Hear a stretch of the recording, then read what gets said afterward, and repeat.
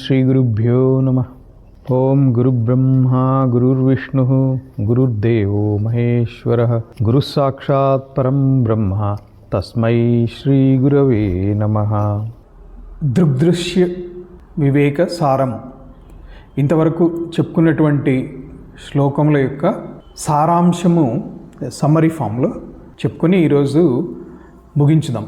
మొదటి నుంచి 5వ శ్లోకాల వరకు వివరించినటువంటిది వాటి యొక్క సారం ఏంటంటే, విషయములన్నీ కూడా దృశ్యమే. కంటికి కనిపించేటువంటివన్నీ కూడా దృశ్యములు, అలాగే చెవికి వినిపించేటువంటివి దృశ్యములు.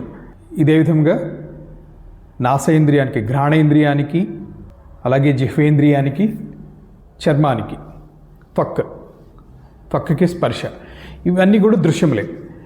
వీటిని దృశ్యముగా చేసుకుని చూసేటువంటిది మనస్సు.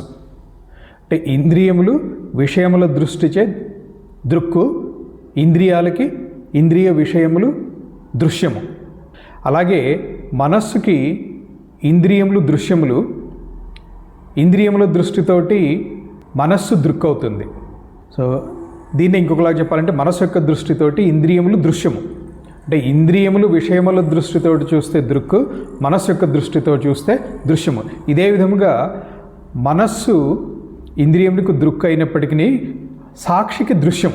సాక్షి ఒకటే పరమార్థ దృక్కు, అదే నిర్వికారము, స్వయం ప్రకాశమై సమస్తమును ప్రకాశింపచేస్తూ ఉంటుంది.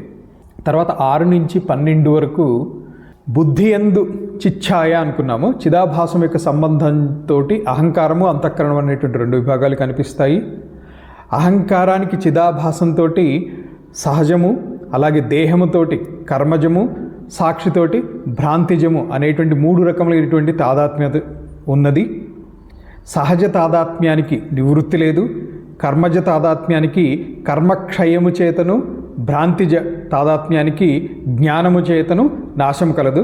దీన్నే ఇంతకుముందు వివరించేటప్పుడు కర్మజ తాదాత్మ్యాన్ని కూడా భ్రాంతిజ తాదాత్మ్యంతో మెళవించి రెండిటికి కలిపి జ్ఞానంతో నివారించవచ్చు. కర్మజ తాదాత్మ్యాన్ని భ్రాంతిజ తాదాత్మ్యముగా ఏ విధంగా స్వీకరించవచ్చు అనేటువంటిది ఇంతకుముందు వివరించడం జరిగింది.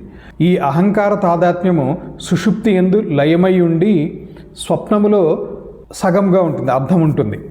మెలకువలో పూర్ణముగా ఉంటుంది అహంకార తాదాత్మ్యం. అహంకార తాదాత్మ్యము మెలకువ యందు సంపూర్ణముగాను, స్వప్నంలో ఉన్నదా లేదా ఉండి ఉండనట్టుగా, సుషుప్తిలో పూర్తిగా లయమైపోయి ఉంటుంది. అంతఃకరణ వృత్తులు చిదాభాసతో కూడి స్వప్నమందు వాసనలను, మెలకువ యందు విషయములను కల్పించుతూ ఉంటాయి. అంతఃకరణ వృత్తులే చిదాభాసతోటి కూడి స్వప్నంలో వాసనలు, అలాగే మెలకువలో విషయాల్ని కల్పిస్తూ ఉంటాయి. బుద్ధి అనేటువంటి లింగానికి జాగ్రత్త స్వప్న సుషుప్తులు కలుగుచున్నవి అనటమే నిశ్చయము. లింగము అంటే ఇక్కడ చిహ్నం అని తీసుకోవచ్చు. బుద్ధి అనేటువంటి చిహ్నానికి జాగ్రత్త స్వప్న సుషుప్తులు కలుగుతున్నాయి, ఇదే నిశ్చయము. అలాగే తర్వాత 13 నుంచి 19 వరకు, ఇప్పుడు 13 నుంచి 19 వరకు ఉన్నటువంటి శ్లోకం యొక్క సారాంశము, బ్రహ్మము యందు మాయ అనేటువంటిది ఒకటి ఉంది. ఇది దృగ్దృశ్య వివేకం పరిధిలో మాత్రమే ఆలోచన చేయండి, వేదాంత పరంగా కాకుండా. మాయకు 2 శక్తులు ఉన్నాయి. అందులో ఒకటి విక్షేప శక్తి. ఈ విక్షేప శక్తి అనేటువంటిది లింగ శరీరం నుంచి లింగ శరీరంతో మొదలుపెట్టి సమస్త బ్రహ్మాండంని కూడా సృష్టిస్తుంది. రెండవది ఆవరణ శక్తి. ఈ ఆవరణ శక్తి అనేటువంటిది దృగ్దృశ్య భేదాన్ని, జగత్ బ్రహ్మ భేదమును మరుగుపరచి ఉంటుంది. ఆవరణము నాశనమైతే దృక్కైనటువంటి సాక్షియే బ్రహ్మము. అప్పుడు బ్రహ్మము నిత్య నిర్వికారమే అనేటువంటిది స్పష్టమవుతుంది. తర్వాత 20 నుంచి 31వ శ్లోకం వరకు ఈ ప్రకృతి, పరమాత్మ అనేటువంటి వాటి గురించి, అంశ పంచకం గురించి చెప్తారు. అస్థి, భాతి, ప్రియం, నామము, రూపము. ఇది 5 అంశాలు మనకు కనిపించే వాటి అన్నిటి యందు ఉన్నాయి. వీటిలో మొదటి 3 అస్థి, భాతి, ప్రియము అనేటువంటిది సచ్చిదానంద బ్రహ్మస్వరూపము. మిగిలిన 2 నామము, రూపము అనేటువంటిది జగద్రూపము. నామరూపములను విడిచిపెట్టి మిగిలిన బ్రహ్మస్వరూపమును సమాధితో చింతించుచుండవలను. ఈ సమాధి గురించి సవికల్ప సమాధి, నిర్వికల్ప సమాధి అని 2 రకాలు ఉంటాయి. అందులో మళ్ళీ శబ్దానువిద్ధ సమాధి, దృశ్యానువిద్ధ సమాధి అని 2 రకాల గురించి చెప్పుకున్నాము. గాలి లేని చోట ఉంచినటువంటి దీపము వలె నిశ్చలంగా ఉన్నటువంటిది నిర్వికల్ప సమాధి. ఇది కూడా చెప్పుకోవటం జరిగింది. నామరూపములను విడిచిపెట్టి మిగిలిన బ్రహ్మస్వరూపమును సమాధితో చింతించుచుండవలను. ఈ సమాధిని హృదయంలో కానీ బయట కానీ చేయవచ్చు. నేను అంతఃకరణ వృత్తులన్నిటికీ సాక్షి అని చింతించటమే దృశ్యానువిద్ధ సమాధి. నేను అసంగ సచ్చిదానంద స్వరూపుడను, స్వయం ప్రకాశుడను, అద్వితీయుడను అని ఏ విధంగా అయితే శృతి వివరిస్తోందో ఆ విధంగా పరమాత్మని చింతించడం శబ్దానువిద్ధ సమాధి. ఈ రెండూ కూడా లోపలి సవికల్ప సమాధులు.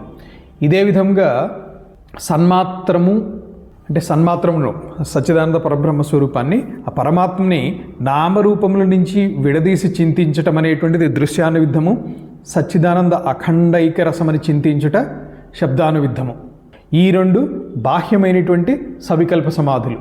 ఆనందానుభవంతో దృశ్య శబ్దములు సంబంధమునంతటినీ విడిచిపెట్టి గాలి లేని స్థలమందున్న దీపం వలె ఆత్మస్వరూపమున అచలముగా ఉండటమే. అంటే ఏమాత్రము కూడా చలించకుండా, ఎటువంటి విషయాలు కూడా విఘ్నము కలిగించకుండా అచలంగా ఉండటమే నిర్వికల్ప సమాధి. ఈ విధంగా దేహాభిమానాన్ని, నామరూపముల అభిమానాన్ని విడిచిపెట్టి పరమాత్మ యందు నిలిచినటువంటి వాడు ఎవరైతే ఉంటారో వారే కృతకృత్యుడు, స్థితప్రజ్ఞుడు అని చెప్పుకోవాలి. తర్వాత 32 నుంచి 42 వరకు జీవబ్రహ్మైక్యం అనేటువంటిది మహావాక్యములలో తెలుపబడింది. వేదములో పరమాత్మ తత్వాన్ని సూచించేటువంటి వాక్యములు చాలా ఉన్నాయి. మహావాక్యములు కూడా చాలా ఉన్నప్పటికీ ముఖ్యంగా 4 మహావాక్యముల గురించే మహాత్ములందరూ కూడా వివరించడం జరుగుతుంది. అవి ప్రజ్ఞానం బ్రహ్మ, అయమాత్మ బ్రహ్మ, తత్వమసి, అహం బ్రహ్మాస్మి. మహావాక్యంలో చెప్పబడినటువంటి జీవుడు పారమార్థిక జీవుడు, అవచ్ఛిన్నుడు పారమార్థిక జీవుడు, చిదాభాసుడు వ్యావహారిక జీవుడు, స్వాప్నుడు ప్రాతిభాసిక జీవుడు. జీవుడు 3 రకాలు: అవచ్ఛిన్నుడు, చిదాభాసుడు, స్వాప్నిక జీవుడు, లేదా పారమార్థిక జీవుడు, వ్యావహారిక జీవుడు, ప్రాతిభాసిక జీవుడు. ఈ విధంగా 3 రకాలు జీవుడు. ప్రాతిభాసిక జీవుడు, వ్యావహారిక జీవుడు తమ తమ అవస్థ యొక్క జగత్తును సత్యమని తలుస్తారు. ప్రాతిభాసిక జీవుడు స్వప్నిక జగత్తుని, వ్యావహారిక జీవుడు జాగ్రత్త వ్యవస్థని చూస్తూ తమ తమ అవస్థలో తాము నిలిచి ఉండి తమకు కనిపించేటువంటి జగత్తుని సత్యమని తలుస్తారు. ఏ విధంగా అయితే స్వప్నంలో ఉండేటువంటి ప్రాతిభాసిక జీవుడు స్వప్నంలో ఉన్నంతసేపు స్వప్నమే సత్యమని తలుస్తాడు, అదేవిధంగా జాగ్రత్త అవస్థలో ఉన్నటువంటి వ్యావహారిక జీవుడు జాగ్రత్త దృష్టిలో కనిపించేటువంటివన్నీ కూడా సత్యమనే భావిస్తూ ఉంటాడు. వ్యావహారిక జీవునికి ప్రాతిభాసిక జగత్తు మిథ్య, అంటే మెలకువగా ఉన్నప్పుడు స్వప్నం అనేటువంటిది మిథ్యగా తోస్తూ ఉంటుంది. అలాగే స్వప్నంలో ఉండేటువంటి వాడికి వ్యావహారికమైనటువంటి జగత్తు మిథ్యగానే ఉంటుంది.